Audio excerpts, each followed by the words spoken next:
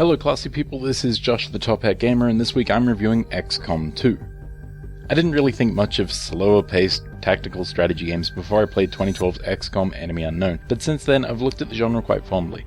The game's expansion, Enemy Within, served well enough to hold me over for a time, but my newfound thirst for the series would only be quenched with a brand new entry to the franchise. So now that we finally have one, how does Xcom 2 stand up? Xcom 2 takes place 20 years after Enemy Unknown. The aliens were victorious in their initial invasion, and suspiciously cooperative human representatives made alliances with them in order to secure peace. The Xcom project is officially defunct, but a handful of surviving agents and operatives work in the shadows to overthrow this new human-alien coalition known as Advent. Xcom 2's premise takes the series in a unique direction. You're no longer a powerful government-funded military force working from a position of power. Xcom are the underdogs now, a guerrilla force that can't rely on strength of numbers or equipment, and instead must utilize stealth and the element of surprise wherever possible. The tonal shift keeps things interesting, and the evolution of the enemy forces is highly satisfying from a narrative standpoint. Being a PC exclusive title, Xcom 2 is capable of some pretty impressive visuals, though I would hesitate to call it perfect.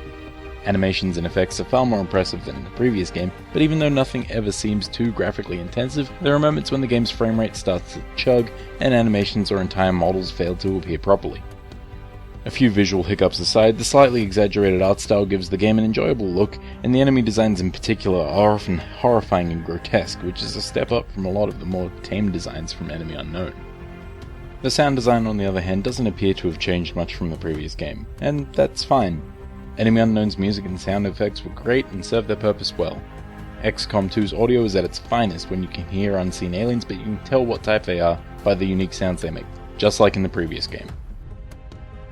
From a gameplay perspective, Xcom 2 utilizes the base mechanics of its predecessor, while adding more than anyone could have ever expected on top of it.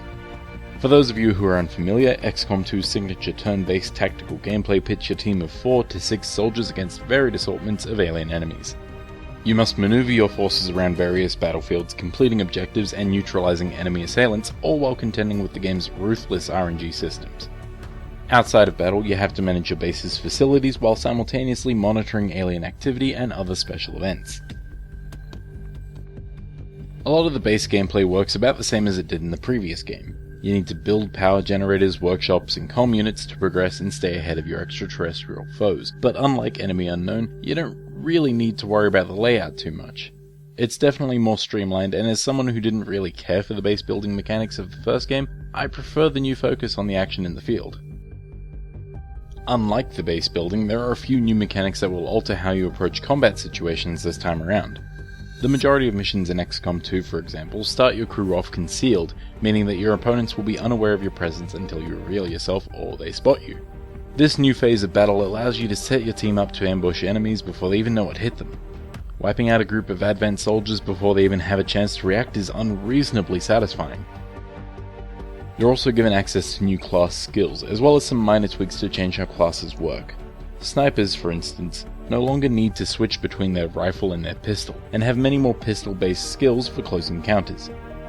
The new Specialist class is invaluable when coming up against robotic enemies thanks to their versatile drone equipment. Even using heavy weapons soldiers has changed, as explosives no longer destroy valuable resources. But don't take that as a sign of the game being too easy. While a lot of the new features implemented in Xcom 2 may seem to make the player overpowered, this is evened out by a bevy of powerful enemies, as well as a majority of the available missions being set against a timer, giving you limited rounds to complete your objectives. Many of Xcom 2's alien forces make a return from the previous game, but with some slight tweaks here and there. For example, sectoids, the most basic aliens from Enemy Unknown, return with more psi powers, including the ability to induce panic in Xcom soldiers whenever they want, or revive psi zombies at will. A lot of the newer enemy types are just as terrifying, such as the Faceless or the Codex, enemies that lure you in disguised as civilians or clone themselves after taking damage respectively. The missions on offer in Xcom 2 have also received some tweaks. For the most part, you won't be able to play defensively, as a lot of the missions require you to complete objectives within a small amount of turns. While that seems pretty unfair, the majority of operations no longer require to clear the battlefield of opponents.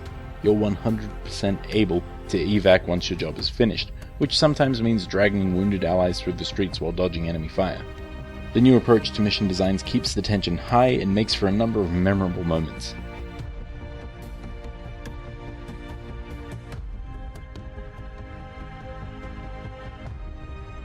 Unfortunately, Xcom 2 doesn't always feel completely fair. First of all, it doesn't tell you a lot of vital information at the appropriate time. For example, to cover more area of the globe you have to make contact with different regions, but to do this, you need to upgrade your base comms. Unfortunately, the game doesn't tell you that this is something you need to worry about until it's too late. Other elements such as the blast radius on certain attacks or the importance of intel as a currency are also never really made clear. There's a big difference between being difficult and just being obtuse. Secondly, there are a handful of bugs that really pull you out of the experience. Whenever the game triggers one of its dynamic action camera angles, the framerate stutters to a halt. Occasionally, character models will randomly move to a spot that they aren't actually occupying.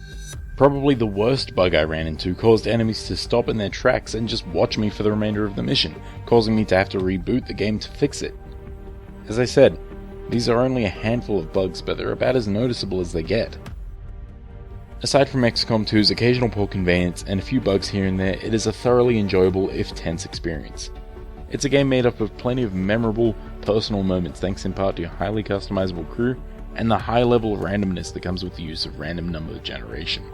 Knowing that you could do everything perfectly but still lose is stressful, but makes every victory more satisfying. It doesn't hurt that the game's story is compelling and the new visuals make for a memorable struggle against the alien authority. XCOM 2 gets the Top Hat Gamer rating of excellent.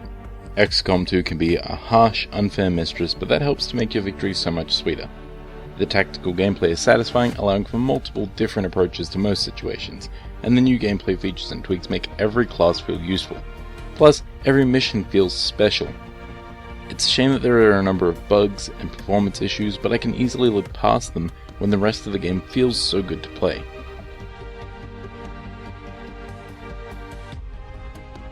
Thanks for watching. I hope you found the review informative. If you missed last week's review on The Witness, click the annotation. Now, if you'll excuse me, I have to mourn the loss of Corporal Fred Durst. You're rolling up in heaven, buddy.